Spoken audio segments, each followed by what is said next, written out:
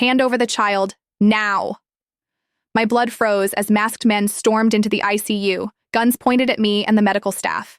My newborn son squirmed in my arms, his tiny face scrunched up against my chest. I clutched him tighter, my body curling protectively around his fragile form. I said, hand him over. One of the men stepped forward, his voice muffled behind a black balaclava.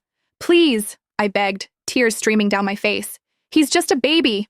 The sharp sting of a slap cut my words short. My head snapped sideways, vision blurring as rough hands tore my son from my grasp. I lunged forward desperately, my hospital gown tangling around my legs.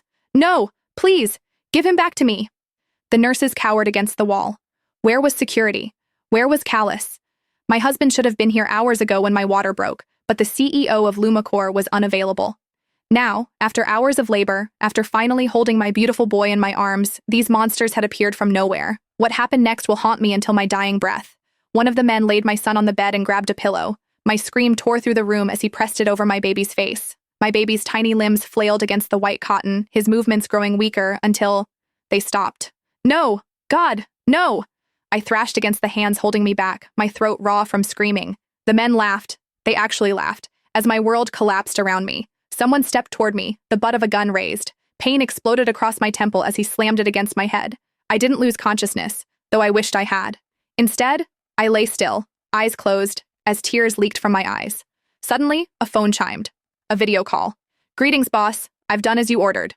That voice, that familiar, impossible voice. Callus? The man moved the phone, presumably showing the horrific scene. Excellent work.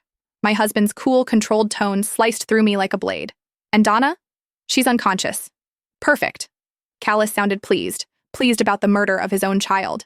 Now all I have to do is gaslight her enough and she'll never be able to live without me. My heart shattered into a million pieces. The betrayal felt so overwhelming that I could barely process it.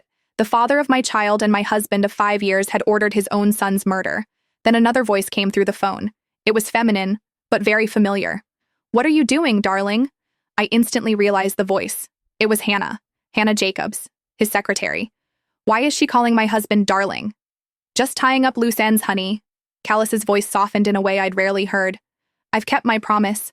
I told you that our son will be the only heir to Lumicore. I've killed that wretched bitch's child. For you.